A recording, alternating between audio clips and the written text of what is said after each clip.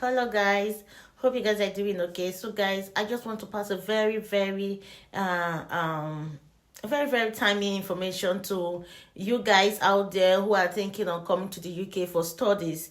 Whether you are coming as a single person or you coming with your partner, this information is very important. So guys, it's a known fact already that when you decide to apply for studies here in the UK, the first thing first is they give you your offer letter after the application has been successful. And in that offer letter, they tell you all the process and everything that is expected of you to do. Now, that letter is going to tell you how much you need to pay for your deposit, because in the UK here, before they issue you your cards which you use in applying for your visa, you must pay a particular deposit. It depends on each school. Some schools will tell you to pay 4,000. Some people will tell you to pay half of your tuition fee. Some people will tell you to pay 3,000. It depends, but make sure you go through your offer letter to know how much you are expected to pay.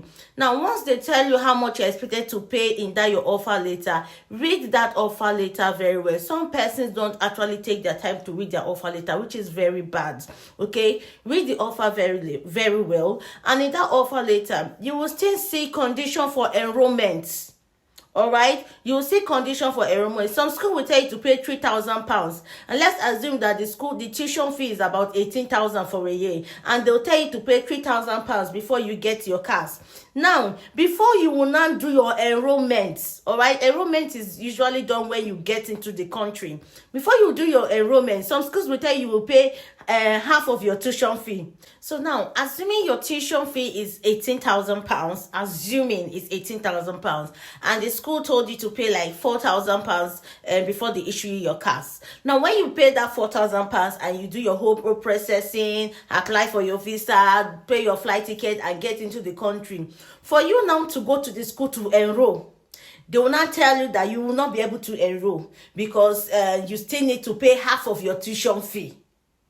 Listen, oh, that's what is happening right now. Like, I've gotten like 3 different persons that just came in this September alone, and they've been calling me saying, oh, the school said that they cannot enroll. It's remaining just 2 weeks for the enrollment to end, and they're telling us that if we did not pay half of the tuition fee, we cannot enroll. And I'm like, didn't you know? Like, didn't you know that the school you are coming to expect you to pay half of your tuition fee before you can enroll? Now, it depends. That's why I say read the offer letter very well. Okay, it's not just about paying your deposits. Okay, deposit is the first one first. The main thing is enrolling when you get into this country. Some schools are very lenient, all right? The same amount you pay for deposit, once you come into the country, that's the same amount you use in enrolling. Like some school like Robert Gordon University, they can give you a particular amount to pay, and that amount to pay, you will, once you come to the country, you will enroll without paying any amount of money.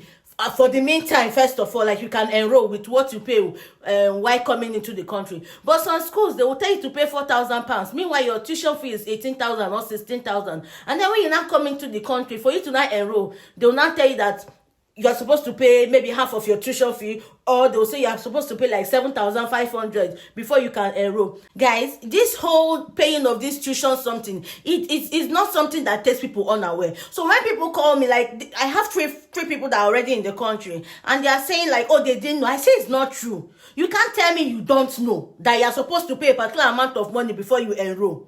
If you are telling me you don't know, then you did not do your homework well.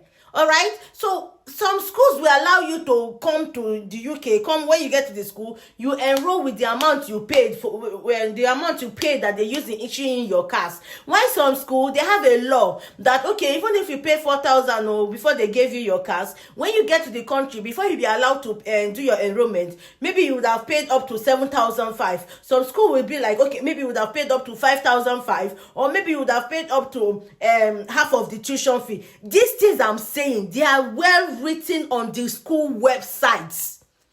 They are well written on the school websites. These people they don't used to hear, I don't know. They don't hear all those words, because they expect that you must have done your homework, you must have done your due diligence before you decide to come to the school. And moreover, before they even issue you your card, some school would have told you to bring your financial statement to show that you have the complete money to pay for your tuition and your maintenance. And before and the home office gave you your visa, you've already claimed that you have all the money to pay your tuition fee and that you have your maintenance money.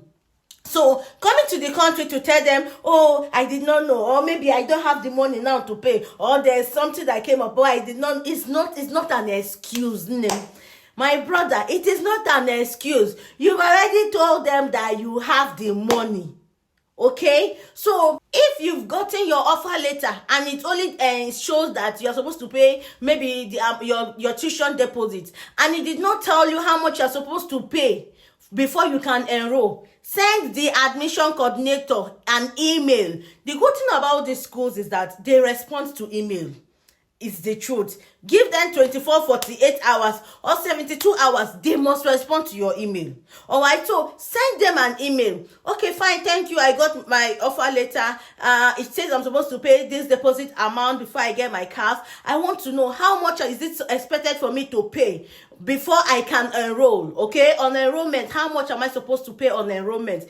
Send them questions. Send them an email. Ask them this question, because this question is very important. I have people right now in the UK who have come to the UK for this September intake, and they are stuck. When I mean stuck, they are stuck because the school has told them that they cannot enroll, because they have to pay a particular amount of money before they can enroll. Most of them paid like 4,000 before coming, and most of them paid like 5,000 before coming. But probably the school is not saying that they have to pay about 7,000 plus before coming and all of that. So some of them are stuck. Like some of them were telling me that they did not know. I'm like, how will you say you don't know? Like, I don't understand. Me self, I'm not even understanding it. Not to talk about the school. Okay, so please make sure you know how much you're supposed to pay on enrollment, because it does not make sense that you come to this country, spend all the money, and then when you get here, the school will not tell you that you cannot enroll because you did not pay the amount of money that is required of you to pay. Okay, and then if you did not enroll during the time frame they've told you to enroll, you're going back home. You are going back home. It's not talk, it's not boo story. You are going back home. It's the truth here. Once they finish enrollment and you did not enroll, or the time they already gave for enrollment elapsed and you did not enroll, no more for you. Okay, the school will tell you that you should go back to your country. You should defer your admission and go back to your country. Okay, and then you can resume the next intake. It's as simple as that. And the stress of going back home, money you've spent, everything, because if you want to remain in the country, meaning you are remaining illegally. And with the whole new laws that is coming into the UK system every day, before you can say, okay, I'll change my visa to skilled worker visa. Now you cannot change your visa again till you complete your study.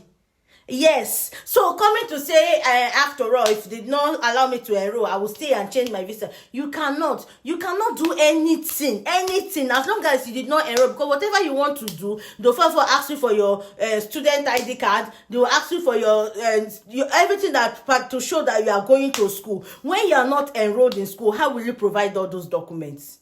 Then you now start running helter scatter. Time that you used to, settle in, you need to start running helter scatter and putting people under pressure. The people you left in Nigeria or wherever you're coming from, you'll be calling, please help me. This, that, putting yourself under unnecessary pressure. Things that you would have sorted out before coming. I used to tell people, when you want to come to this country, don't just come and think that once you come today, you will get a job tomorrow. It does not always work like that.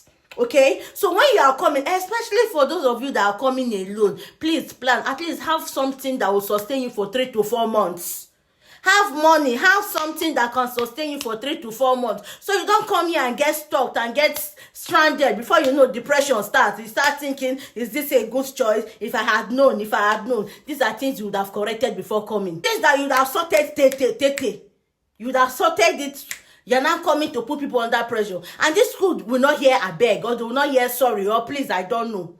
Something similar like this happened in Swansea University. They sent all of them back home. Even in Sunderland. Alright? In Sunderland, it was a no-fact, this section that just passed. How they frustrate. It's not like they frustrated. Obviously, you already know.